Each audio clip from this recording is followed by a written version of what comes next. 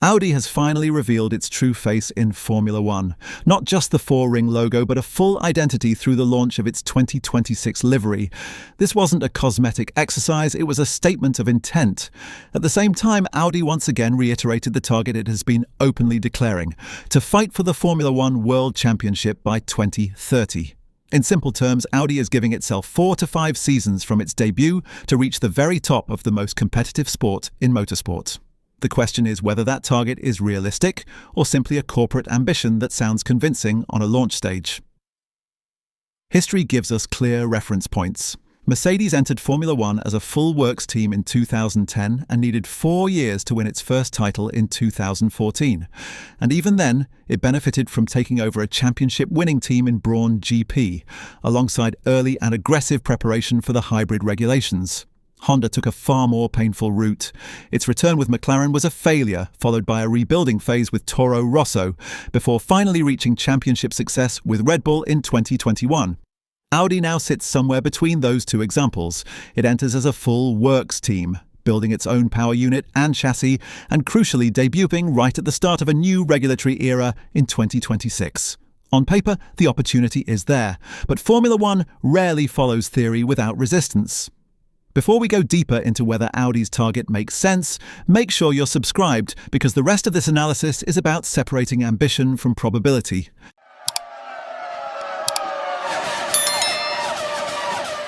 The launch event itself was revealing in what it prioritized. Audi chose Berlin rather than a factory floor, presenting the project as something larger than just a racing team. The language used by senior figures was careful but consistent. This was not framed as a short-term marketing exercise, but as a long-term transformation project for the brand.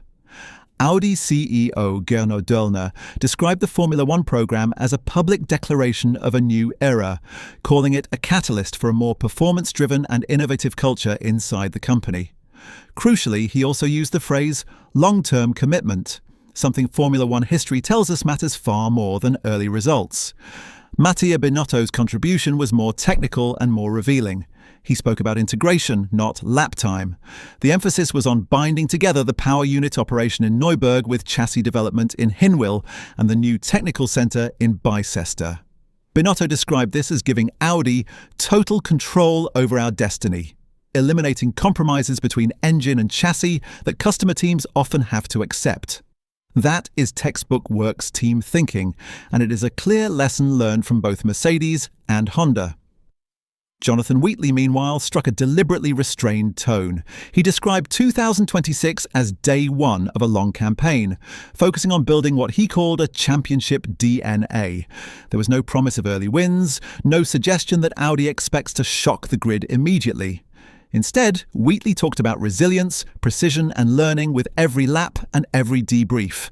This language matters because it frames Audi's internal expectations very differently from how some fans and media may interpret the 2030 target.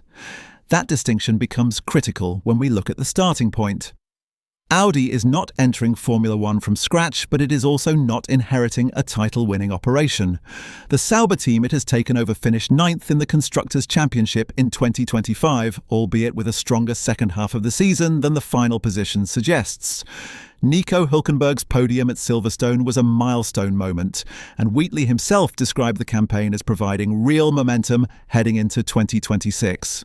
But momentum in the midfield is a very different thing from being structurally ready to fight Ferrari, Mercedes, Red Bull, or McLaren. This is where the Mercedes comparison becomes tempting but dangerous.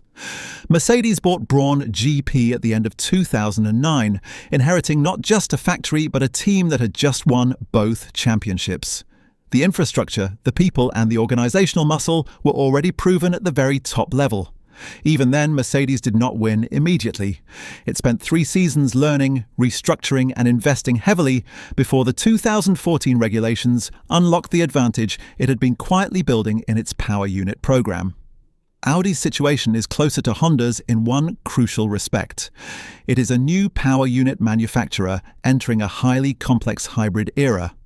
James Key acknowledged this reality when he spoke about the first running of the 2026 car. He described the early tests as a voyage of discovery, stressing that the priority was mileage, reliability, and gathering track data for the Newberg engine group. That language mirrors what Honda engineers were saying a decade earlier, albeit Audi has had the benefit of being involved in the regulation process rather than joining late.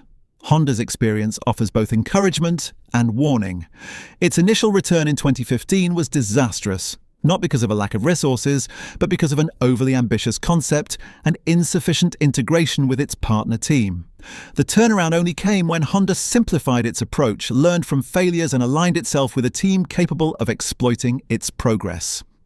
By 2021, that process culminated in a world championship.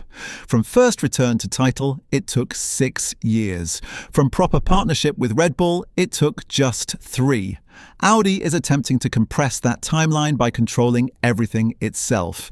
That is a powerful advantage, but it also removes a safety net. There is no established front-running partner to lean on, no external benchmark to mask early shortcomings. Every weakness will be fully exposed, and every strength will have to be built internally. The regulatory context is the biggest unknown. The 2026 rules represent a genuine reset, with lighter cars and a much greater emphasis on electrical energy.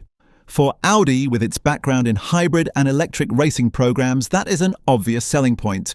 It is also the same type of regulatory reset that Mercedes exploited in 2014.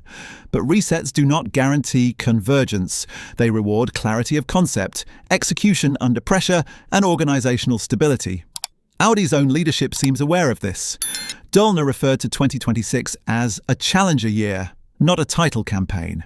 Wheatley has spoken about a phased journey: challenger, competitor, champion.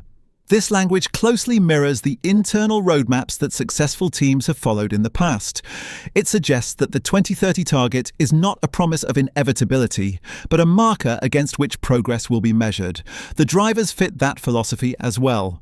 Hülkenberg brings experience, technical feedback, and calm leadership, rather than headline-grabbing star power.